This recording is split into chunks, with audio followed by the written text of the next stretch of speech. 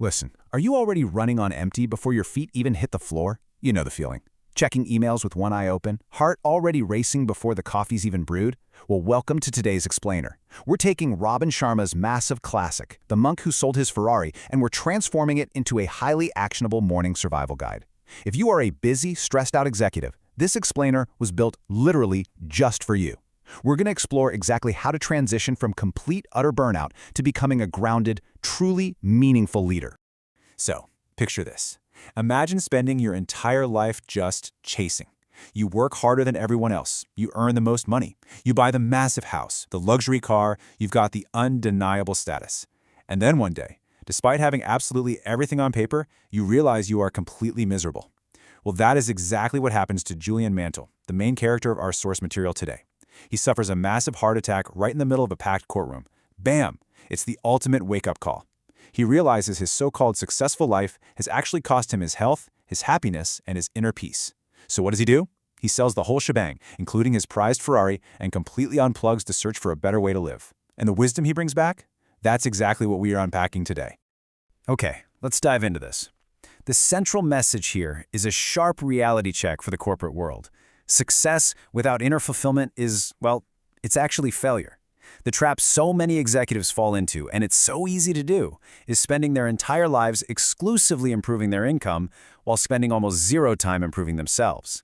It's like running on a golden hamster wheel. We really need to flip that equation. To do that, here's our game plan for today.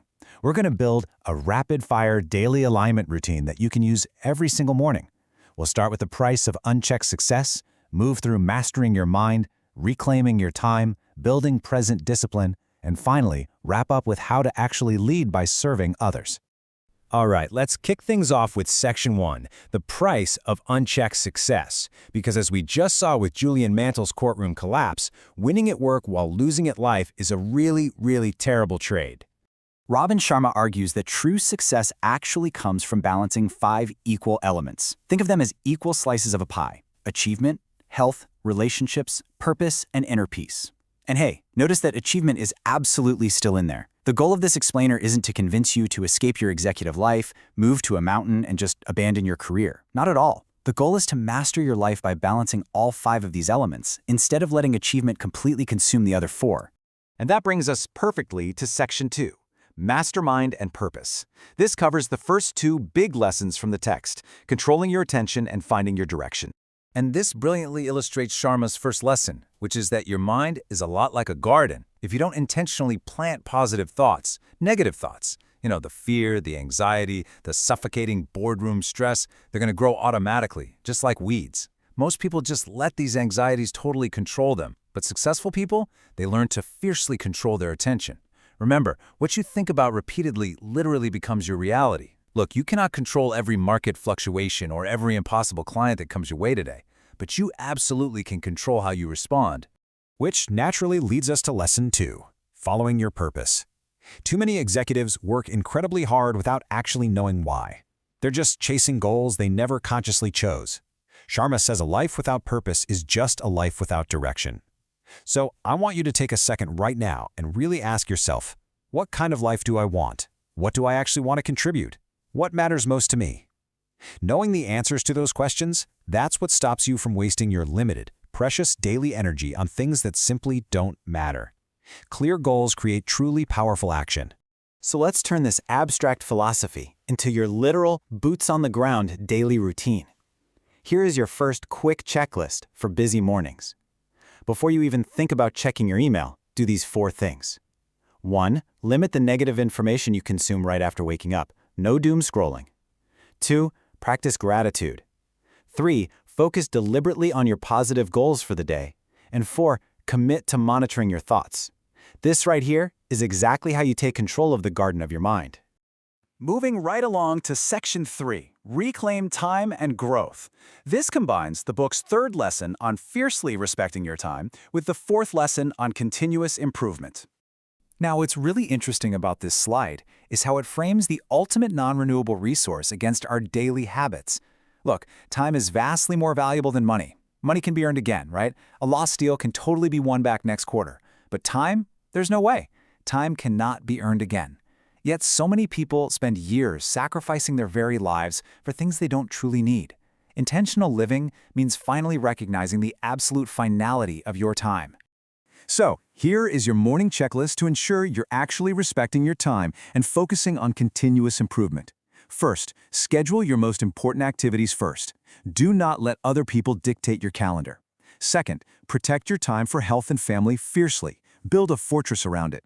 Furthermore, make sure you're growing. Read daily, learn new skills, and exercise consistently. And hey, remember, you don't need to be perfect today. Just be slightly better than yesterday. Personal growth compounds over time, exactly like money in an investment account. Small, imperfect improvements will absolutely create extraordinary results. Next up is Section 4, Discipline in the Present.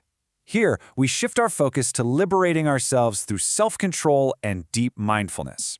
You know, many people, especially exhausted professionals, they view discipline as a form of punishment, a chore. But Sharma sees discipline as liberation. When you control your habits, you control your health, your finances, and ultimately, your future. The strongest leaders aren't the ones who control other people, they're the ones who control themselves. To build this kind of discipline, it's a super simple 3-step process. Step 1, start with small promises to yourself. Step 2, actually keep them. And Step 3, just watch your self-trust grow. This process right here, it turns discipline from a punishment into your ultimate freedom. So the crucial point is that a meaningful life happens right now. People often live entirely in one of two places. They're either drowning in regret about the past, or they're completely paralyzed by anxiety about the future. Very few fully experience the present moment. Mindfulness is just the ability to appreciate the exact moment you are in, rather than always waiting for someday when you finally hit that next corporate milestone. To ground yourself before the high-pressure workday actually begins, here is your mindfulness checklist. Intentionally slow down occasionally today. Stop the endless multitasking and just focus on one single task at a time. Actively notice the small moments. And please, carve out just a few minutes to spend time in absolute silence. Just breathe. That brings us to Section 5, Lead by Serving Others. This is where we look at the outward expression of a truly grounded leader. Let's move to and see how this builds upon absolutely everything we've discussed so far. One of the single most important lessons in the text is that happiness does not come only from your own personal achievements. It comes from contribution. The people who genuinely feel the most fulfilled, the most at peace, they are almost always those who spend their lives helping others grow. Think of this as the ultimate leadership directive for your checklist. Share your knowledge generously with your team. Actively help the people around you. Simply be kind, and always, always focus on creating real value.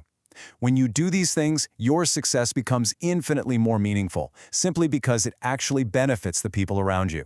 And finally, Section 6, the meaningful leader. Let's tie this entire morning routine together into one cohesive, powerful leadership philosophy. Here they are, the 7 core principles we've extracted for you today. Master your mind, find your purpose, value your time, improve continuously, build self-discipline, live in the present, and serve others. Look, the goal again isn't to literally sell all your possessions. The goal is to ensure that your possessions and your relentless pursuit of success do not own you. Honestly, you probably don't need more success. You just need a much, much better relationship with the success you already have. Which brings us to this incredibly powerful thought from Robin Sharma. A truly rich life is not measured by what you own, it's measured by who you become. Think about that for a second. It's a complete perspective shift from the external to the internal. I want to leave you with this final, provocative question to reflect on during your commute today. Really look at the life you've built. Look at the stress you carry on your shoulders. Ask yourself honestly, are you owning your success, or is your success owning you? Think about it. Run through your new morning checklist and start taking your life back today. Catch you next time.